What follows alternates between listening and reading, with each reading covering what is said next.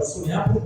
Wathesalonike wa kwanza 5:17, Luka 18:1 na Marko 13:18.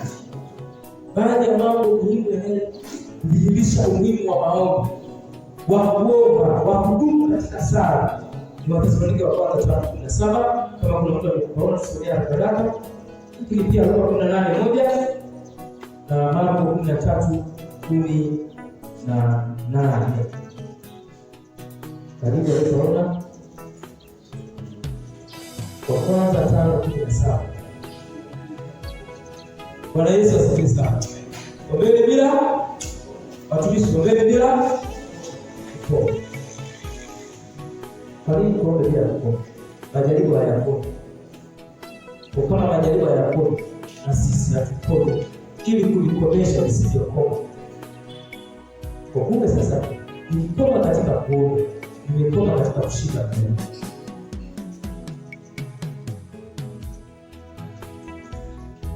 Tunapoendelea na shughuli nyingi, usithubutu kukosa dialogi ya mambo mahali pa kutulia kwa. Kwa maana wataalamu wanasema hivi, kuna muda wanafanya kitu matatu. Kuna muda wanatafuta muda wa kupumzika, kufanya kazi muda wote, masaa yote, miaka yote, sio kujituma, kukusa bila ufahamu. Lazima uwe na utulivu na Mungu. Na ulikuwa ni utamaduni wa Yesu kutafuta muda wa utulivu.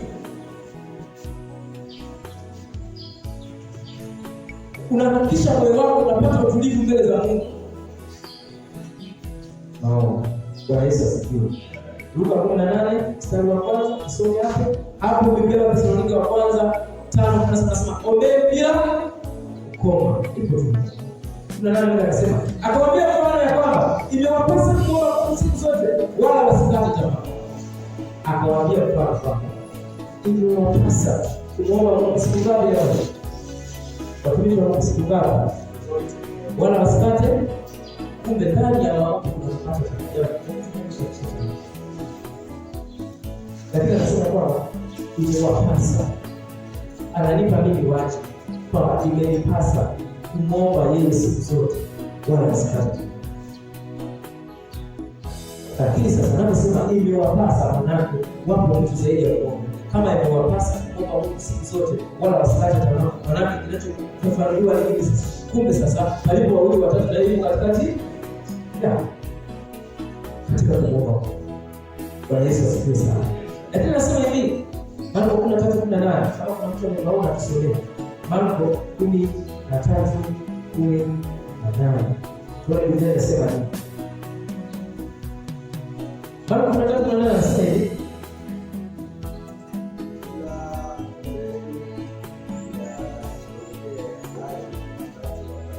Ila ombeni na msitokee wakati wa joto. Ukiwa kwenye wakati wa joto, Mungu atakupa nguo ambayo inazuia joto.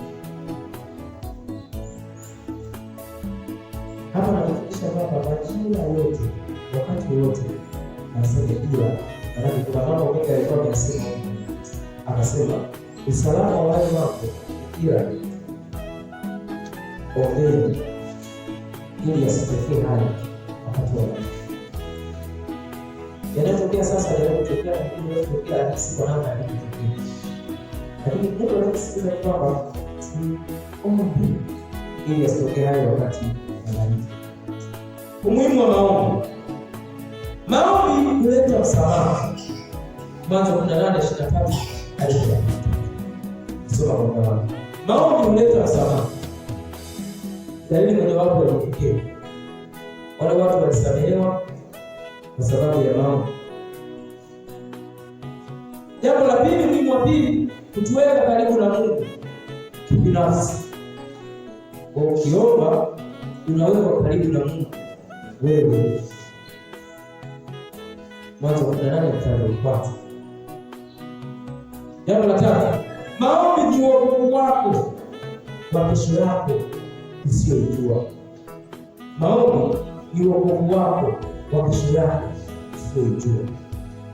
Ukiangalia mapito ya Ibrahim tangu kwa tunaanza kitabu cha Mwanzo, Ibrahim alipewa watu tofauti. Na Lutu kwa kesho tofauti. Wale watu katika kipindi cha maombi, kama sisi kwenye maisha yetu, wale tulionao ni njia ya Mungu, ni namna ya Mungu, tusiwaone tena, tusionane nao tena, tusiwajue tena. Njia ya Mungu. Kila majira Mungu anatuandalia watu kwa ajili ya kuvuka majira husika. Kwa kitakachotuvusha kwenye mazingira mengine sio watu tena. Unaona? Ndio tunashangaa watu wanalalamika, "Bwana fulani wameniacha, imekuwa hivi na hivi, wamenisaliti, watu wabaya, nini na nini." Wengine wanaposti vitu vingi. Lakini ni kwa sababu hakujua kwamba kitu cha kumvusha mtu kwenye maisha ni maombi pekee yake. Maombi ndio atakayewaita watu fulani waje kwako au waondoke. Ibrahim alianza na Lutu, tumejifunza kwenye Biblia. Alianza na Lutu, akaja Melkisedeki, akaja watu wengi, lakini mwisho wa siku huwezi kukuta Ibrahim kwenye wakati ambao sio wa Bwana amekutana na Melkisedeki milele hadi sasa. Kwa kila majira mapya yana watu wapya, yana namna mpya, yana jinsi mpya. Kwa kazi yako wewe ni kujifua mbele za Mungu katika maombi ili uzidi kuwa mpya bila kabili mabadiliko mapya. Bwana Yesu asifiwe. Lakini pia tuangalie namna ya kuwa na maombi yenye majibu kwenye maisha yako. Jambo la kwanza liko katika Mwanzo 18:23. Anasema hivi, semezana na Bwana moja kwa moja bila kusikiliza sauti za rafiki. Namna ya kuwa na maombi yenye majibu kwenye maisha yako. Semezana na Bwana moja kwa moja.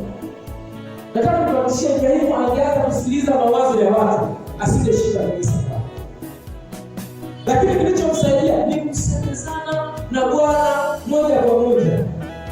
Tumetoa tamko ya kwamba Mungu kwa nini alisemezana na Ibrahimu moja kwa moja? Kwa sababu agano alilokuwa nalo ni kama kuna watu wengine. Kwa Mungu hawezi kuhifadhi kitu ndani ya mtu kisihitaji sauti yake, kisihitaji maelekezo yake. Kila ambacho Mungu amekihifadhi ndani ya mtu kinahitaji maelekezo ya ile aliyekupa. Bwana Yesu asifiwe sana. Maombi yenye majibu unaweza kuwa ukayapata kwa namna ya kusemezana na Mungu moja kwa moja. Kwa Mwanzo 18:23. Lakini pia namna ya kuwa na maombi yenye majibu kwenye maisha yako. Jichagulie maeneo maalum ya kuomba na kusemezana na Mungu. Mwanzo 18:23. Jichagulie.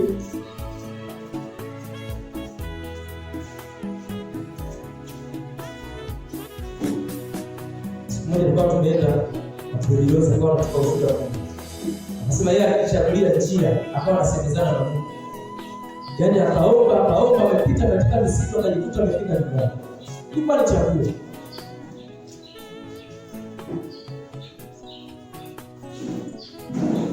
Akawa kama amepita kwenye ndege ya kiroho.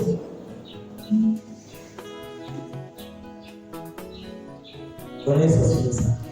Lakini jambo la mwisho, ili uwe na maombi yenye majibu kwenye maisha yako, mzingatie sana Mungu kuliko chochote.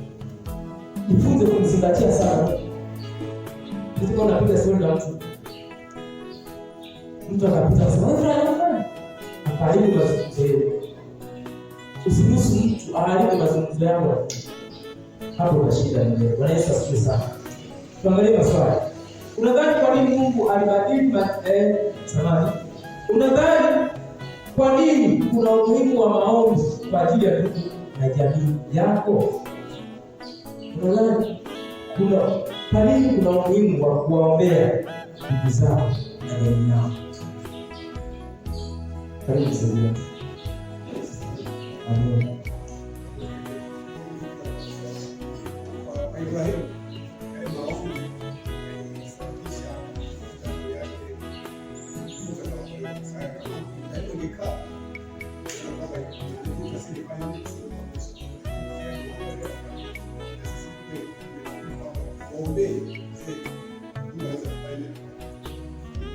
Yesu asifiwe. Sisi bado tunashika kwa Maria. Kwa hiyo waambia ndugu zake wengine wanaishi. Kama waambia kabisa. Hakuna mmoja hapa anasikia. Ndio maisha ni kwa kila maisha yake bwana. Anasema, "Hivi na maisha yangu." Haleluya. tunasema hivi watumishi wa Mungu, na mimi siwaonee aibu kwa na waangalia usoni. Tuwaombee ndugu zetu. Bwana asifiwe sana. Hapa tuna idadi kubwa sana. Tukiombea ndugu zetu, kuna ndugu wengi, kuna mambo yatafanyika. Na usiwaombee ndugu waanze kusali. Kwa sababu wanaosali ni wengi lakini sio Wakristo. Waombee watu wamjue nani? Yesu. Yaani sio unajua Ibrahimu amefika kule nyuma. Akasema hivi, kuna kitu ambacho alikifanya cha ajabu. Anaanza kuwaombea wengine kuliko kujiombea yeye. Sasa leo ukienda kupata takajaribu kuwaombea wengine halafu uombe juu ya mambo yako. Nataka kukwambia maombi yako yatakwenda kwa Mungu. Mungu hataki ubinafsi wa watumishi wa Mungu. Anasema enendeni ulimwenguni mote, mkawafanye